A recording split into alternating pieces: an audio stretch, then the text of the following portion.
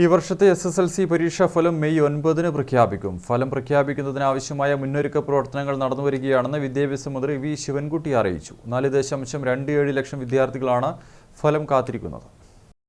സംസ്ഥാനത്തൊട്ടാകെ 72 കേന്ദ്രീകൃത മൂല്യനിർണ്ണയ ക്യാമ്പുകളിലായി ഏപ്രിൽ 3 മുതൽ 26 വരെ 2 ഘട്ടങ്ങളിലായി മൂല്യനിർണ്ണയം കഴിഞ്ഞ് മാർക്ക് എൻട്രി നടപടികൾ പൂർത്തീകരിച്ചു. മെയ് 9-ന് SSLC ഫലം പ്രഖ്യാപിക്കുന്നതിന് ആവശ്യമായ ഒരുക്കങ്ങൾ നടന്നുവരികയാണെന്ന് വിദ്യാഭ്യാസ മന്ത്രി വി ശിവൻകുട്ടി അറിയിച്ചു.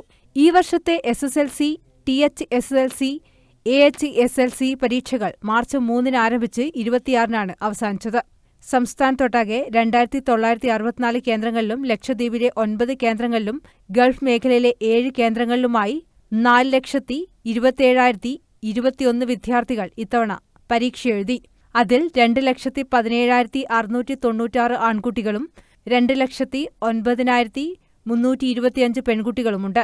സർക്കാർ മേഖലയിൽ 1,42,298 വിദ്യാർത്ഥികളും എയ്ഡഡ് മേഖലയിൽ 2,55,092 വിദ്യാർത്ഥികളും അൺഎയ്ഡഡ് മേഖലയിൽ 29,631 വിദ്യാർത്ഥികളുമാണ് പരീക്ഷ എഴുതിയത്. ഇത്തവണ ഗൾഫ് മേഖലയിൽ 682 വിദ്യാർത്ഥികളും ലക്ഷദ്വീപ് മേഖലയിൽ 447 വിദ്യാർത്ഥികളും പരീക്ഷ എഴുതിയിട്ടുണ്ട്. ഇവർക്ക് പുറമെ ഓൾഡ് സ്കീമിൽ 8 കുട്ടികളും പരീക്ഷ എഴുതി. THSLC വിഭാഗത്തിൽ ഇത്തവണ 48 പരീക്ഷാ കേന്ദ്രങ്ങളിലായി 3,057 കുട്ടികളാണ് പരീക്ഷ എഴുതിയത്. അതിൽ ആൺകുട്ടികൾ 2,815-ഉം പെൺകുട്ടികൾ 242-ഉമാണ്.